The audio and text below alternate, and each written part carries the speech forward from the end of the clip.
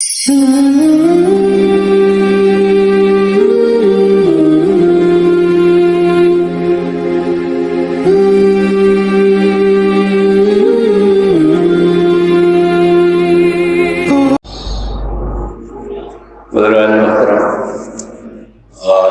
برادران عزیز، آج جمعہ کا دن ہے اور جماعت ثانی کی آج 27 تاریخ ہے، اور 2 دن کے بعد انشاءاللہ العزیز ہم اور آپ رجب کے مہینے میں داخل ہو جائیں گے۔ آج صبح میں ایک پروگرام میں چلا گیا تھا اور وہاں پہ جو مجھے موضوع دیا گیا وہ جمعے کی فضیلت ہی کے بیان پہ تھا۔ ویسے بھی آج جمعہ ہے تو میں نے کہا کہ چلو جمعے ہی کے بارے میں کچھ عرض کر دیتے ہیں۔ جمعے کی بڑی اہمیت ہے اسلام کے، اور حضور اکرم صلی اللہ علیہ وسلم نے جمعے کے دن کو سید الایام قرار دیا ہے۔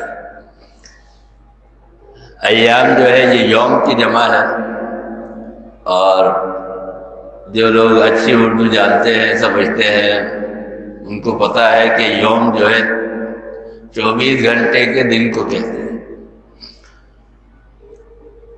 یعنی پورے دن کو ہم تقسیم کرتے ہیں کہ 12 گھنٹے کا دن ہے اور 12 گھنٹے کی رات ہے۔ تو جب ان دونوں کو ملاتے ہیں 24 گھنٹے تو اس کو کہا جاتا ہے یوم۔ اور حضور اکرم صلی اللہ علیہ وسلم نے فرمایا کہ الجمعۃ سید الایام، جمعے کا دن جو ہے یہ سردار ہے دنوں کا، چونکہ دن 7 ہوتے ہیں، ہفتہ، اتوار، پیر، منگل، بدھ، جمعرات اور جمعہ، تو 7 دنوں میں یہ دنوں کا سردار جو ہے یہ جمعۃ المبارک کہلاتا ہے۔ اور ایک اور حدیث ہے حضور اکرم صلی اللہ علیہ وسلم کی، آپ نے فرمایا کہ الجمعۃ یوم العید، عید کا دن جو ہے للمسلمین، مسلمانوں کے لیے عید کا دن ہے، جمعے کا دن مسلمانوں کے لیے عید کا دن ہے۔ کیا مطلب ہے اس کا؟ اس کا مطلب یہ ہے کہ جس طرح عید کے موقع کے اوپر خوشی منائی جاتی ہے اور لوگ جمع ہوتے ہیں، اسی طرح مسلمان اس دن کے اندر عبادت کے لیے جمع ہوتے ہیں، اور ان کو وہی روحانی خوشی حاصل ہوتی ہے، وہی روحانی برکتیں حاصل ہوتی ہیں، اور اللہ کی رحمتوں کا نزول ہوتا ہے۔ اچھا، یہ جمعہ کیا ہے؟ وہاں پروگرام میں تو وقت کم تھا، بہت ساری باتیں میں نہیں کہہ سکا۔ جمعہ جو ہے یہ ہے لفظ جیم میم عین، جمع کرنا، جس طرح ہم لوگوں کو جمع کرتے ہیں، چیزوں کو جمع کرتے ہیں، تو اس کے معنی ہے جمع کرنا۔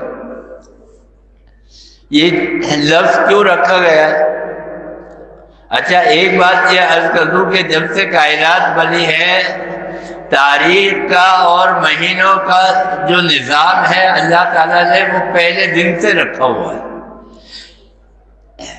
یعنی یہ نہیں کہ کوئی کائنات بننے کے بعد جب حضرت آدم علیہ السلام آئے ہیں، حضرت آدم علیہ السلام کے پیدا ہونے سے پہلے بہت ساری مخلوقات پیدا ہو چکے تھے، اور خالی جنات کے بارے میں لکھا ہے کہ 900 سال پہلے جنات جو ہے وہ پیدا ہو گئے تھے حضرت آدم علیہ السلام کی پیدائش سے پہلے، تو بہت ساری مخلوقات پیدا ہو گئی تھی۔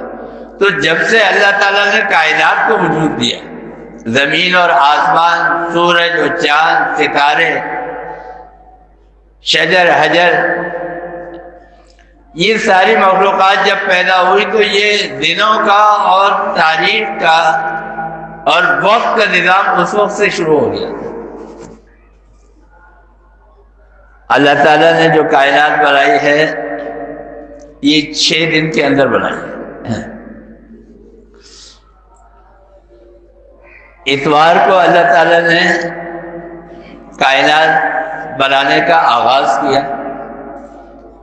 اچھا، اب یہ نہیں کہ اللہ تعالیٰ کو ہمارے طرح جو ہے وہ سامان کی ضرورت ہے کہ بھئی کائنات بنا رہے تو اس کے لیے پیڑ پودے انسان جنات ان سب چیزوں کی ضرورت ہے.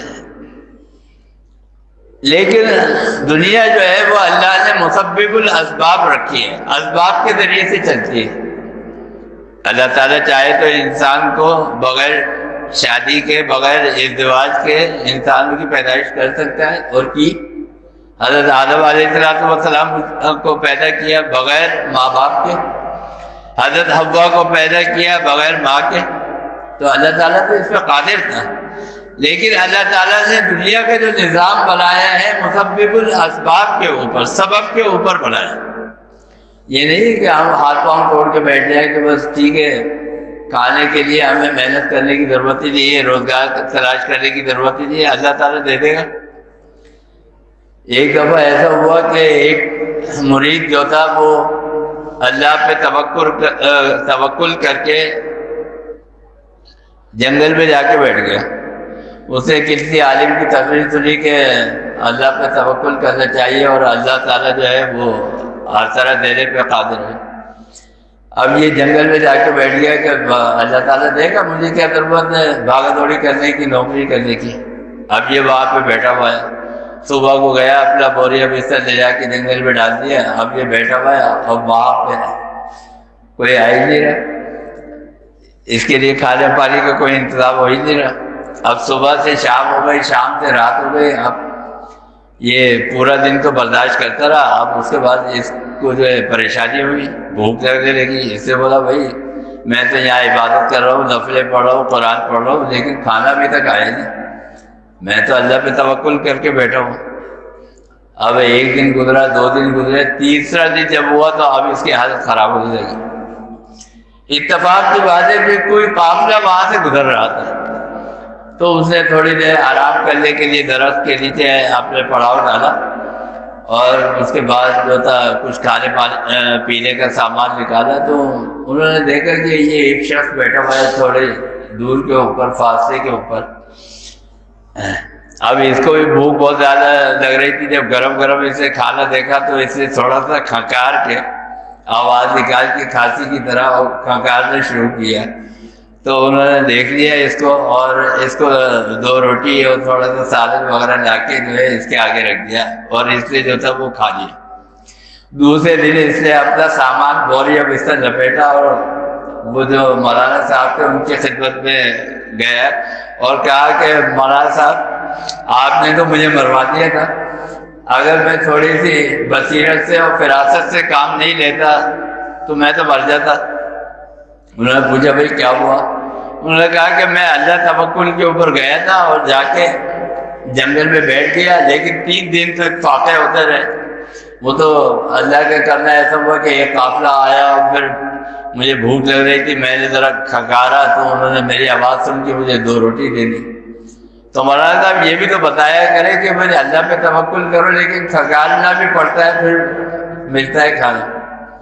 انہوں نے کہا کہ بات دراصل یہ ہے کہ میں نے جو توکل کی فضیلت بتائی تھی وہ یہ تھی کہ تم تدبیر اختیار کرو اور اس کے بعد نتیجہ جو ہے وہ اللہ پہ چھوڑ دو، اللہ پہ توکل کرو کہ نتیجہ اس کا جو ہے وہ اللہ تعالیٰ تمہارے لیے بہتر نکالے گا. یہ تھوڑی ہے کہ تم ہاتھ پاؤں توڑ کے بیٹھ جاؤ اور کام کاج چھوڑ دو پھر کہو کہ اللہ تعالیٰ جو ہے وہ توکل کے اوپر مجھے کھانا دے دے گا. تو میں یہ بات عرض کر رہا تھا کہ یہ ساری چیزیں جو ہے یہ سمجھنے کی ہوتی ہے. جمعے کا دن اللہ تعالیٰ نے رکھا، پیدا کیا سبب کے ساتھ.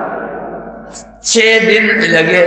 ایک طویل حدیث ہے اس کے اندر پوری تفصیل ہے کہ کائنات کو بنانے میں زمین، آسمان، سورج، چاند، شجر، حجر، اس کو بنانے میں 6 دن لگے۔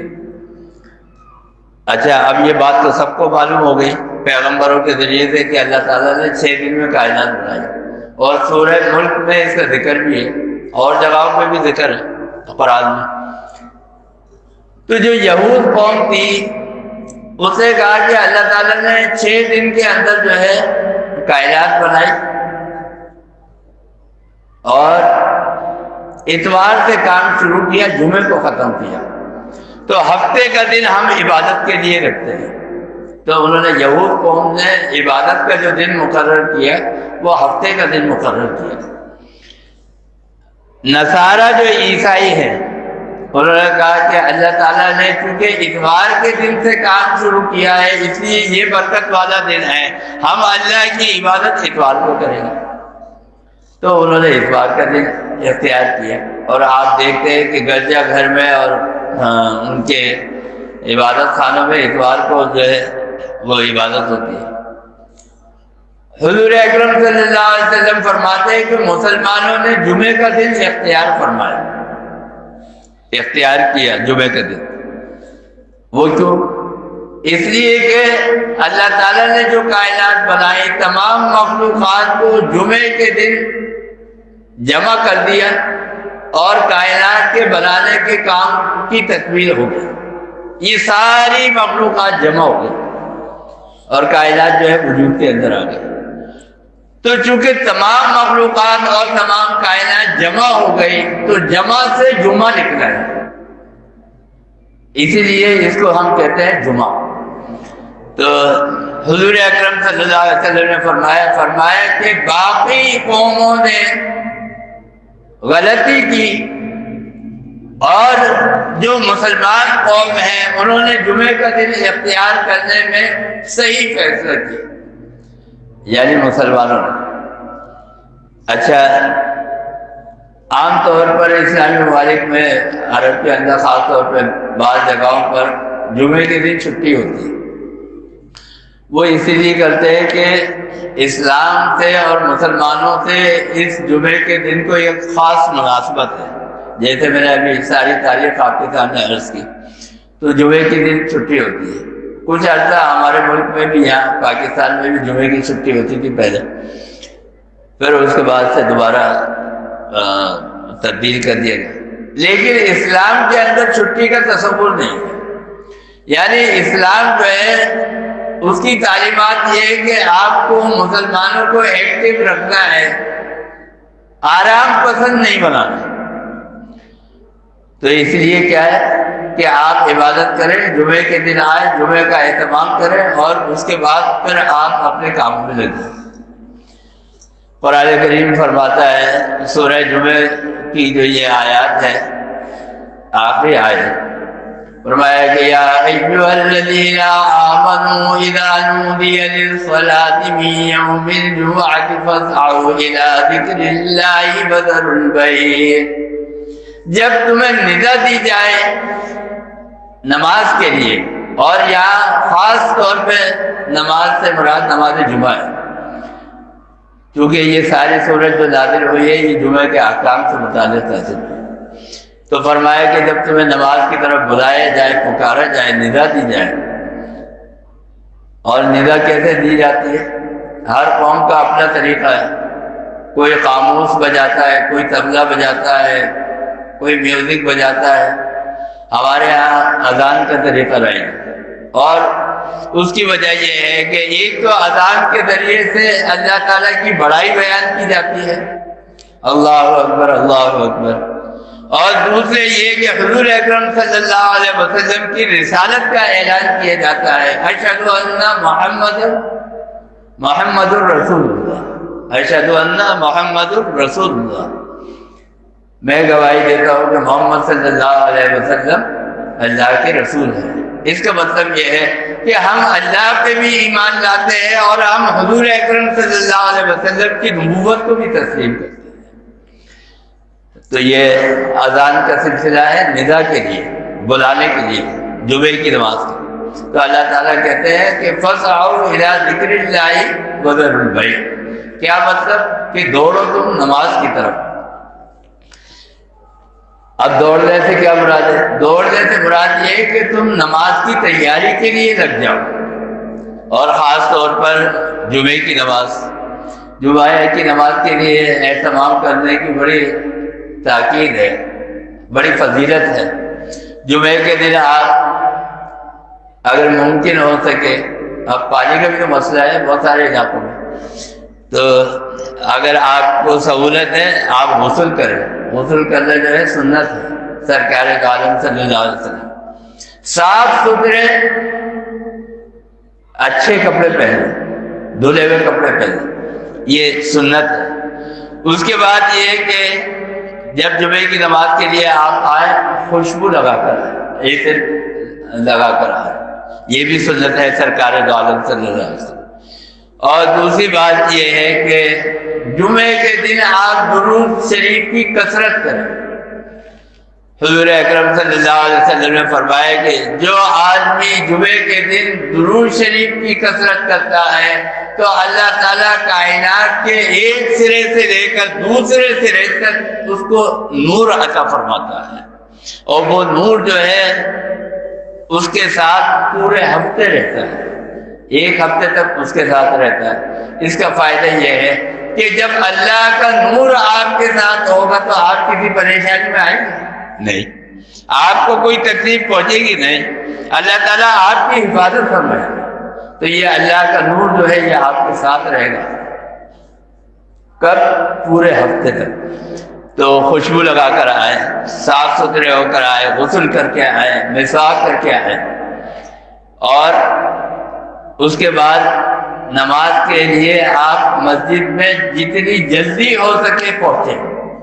اور سرکار دو عالم صلی اللہ علیہ وسلم نے فرمایا کہ ایسے راستے سے جاؤ کہ جہاں مسجد جانے کے لیے آپ کے قدم زیادہ پڑتے ہوں، یعنی جو لمبا راستہ ہے۔ اس کی وجہ کیا ہے؟ اس کی وجہ یہ ہے کہ جتنے زیادہ قدم ہوں گے اتنی زیادہ نیکیاں لکھی گئی۔ گھر سے وضو کر کے غسل کر کے آؤ تو کہ جب آپ گھر سے نکلیں گے نماز کی نیت کر کے تو آپ کا جو ثواب ہے وہ گھر کے نکلنے سے ہی آپ کے اعمال نامے میں نکلنا شروع ہو جائے۔ یہ ساری جمعے کی فضیلت ہے۔ آج ہم بیٹھے ہوتے ہیں، دکان کے اوپر بیٹھے ہوتے ہیں، نوکری کے اوپر دفتر پہ بیٹھے ہوتے ہیں، اذان ہوئی اور بس نماز کے لیے نکل پڑے۔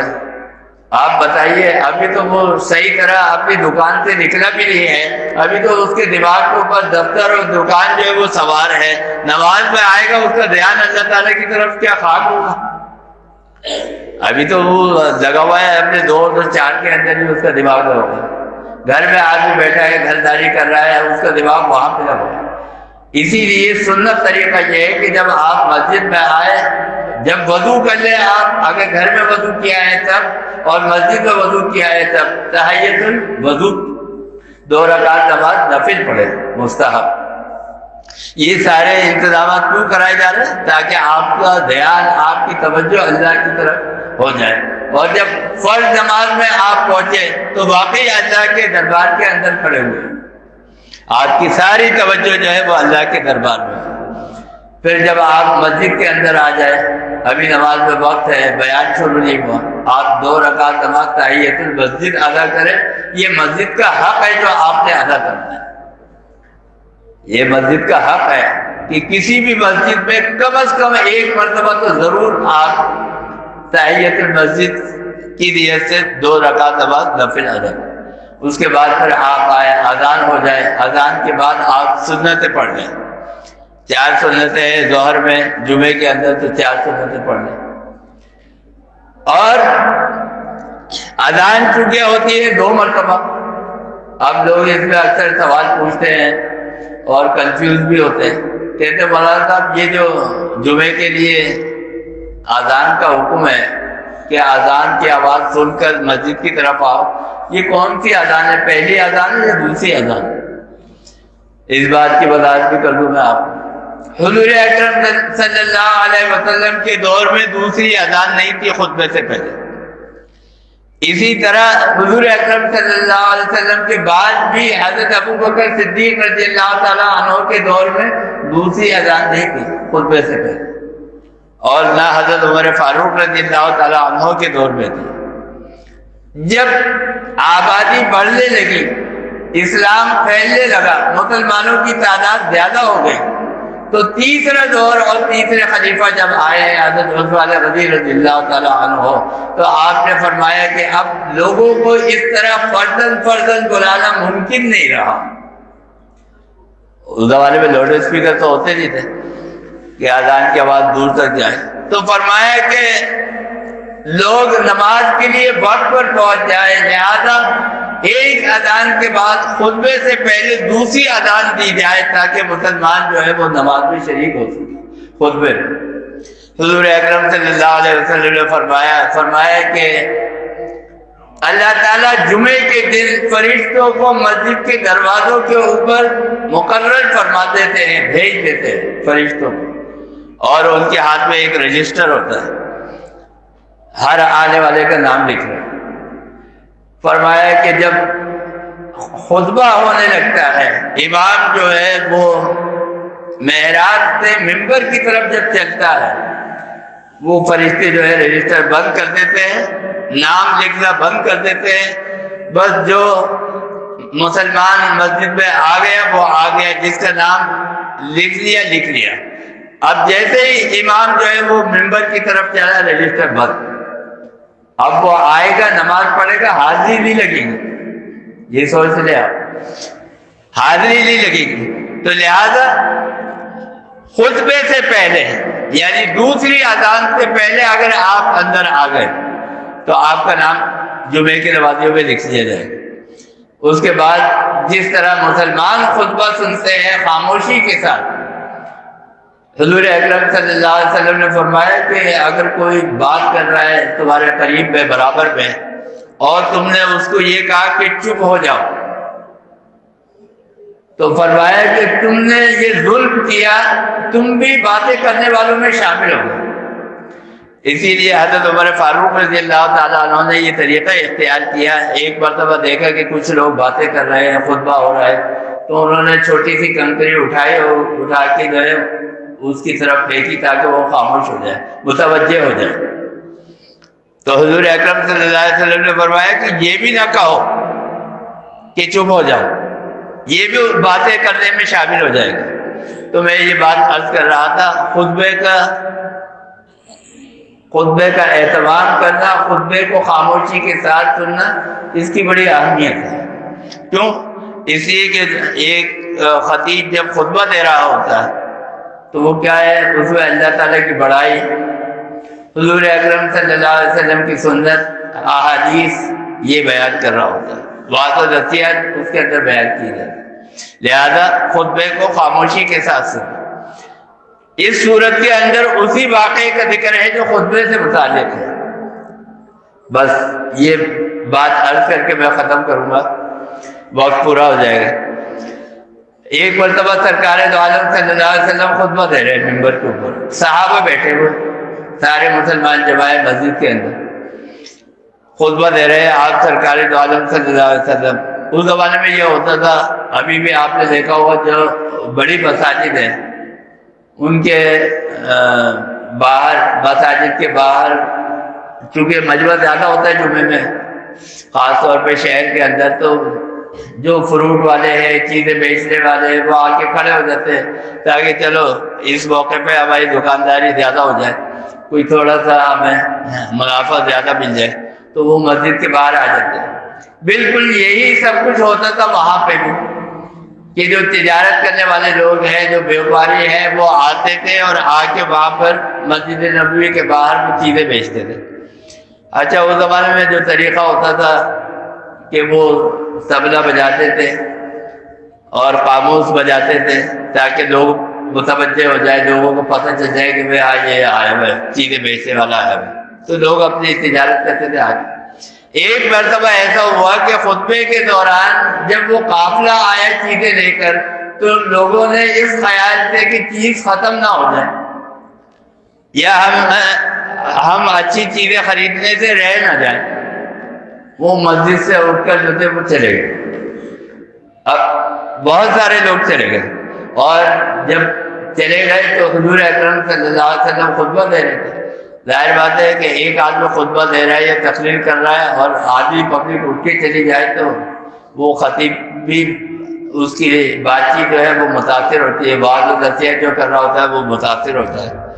حضور اکرم صلی اللہ علیہ وسلم دیکھ رہے ہیں. اچھا حضور اکرم صلی اللہ علیہ وسلم ہے محبوب الہی, اللہ تعالیٰ کے محبوب. اللہ تعالیٰ کو یہ بات سخت ناگوار گزری کہ یہ مسلمان جو ہے اپنے دین کو چھوڑ کر دنیا کی طرف راغب ہو رہا ہے. بس فوراً جو ہے وہ قرآن کریم کی آیت نازل ہو گئی. فرمایا کہ وَإِذَا رَأَوْا تِجَارَةً أَوْ لَهْوًا انفَضُّوا إِلَيْهَا وَتَرَكُوكَ قَائِمًا. یہ جو تجارت تم کر رہے ہو, یہ جو تجارت تم دیکھتے ہو, تجارت کا مال دیکھتے ہو, یہ کیا ہے؟ لعب ہے. اور میں نے اس سے پہلے بھی عرض کیا ہے کہ یہ ہماری زبان میں بھی لفظ استعمال ہوتا ہے. کیا لعب و لعب کے اندر پڑے ہو.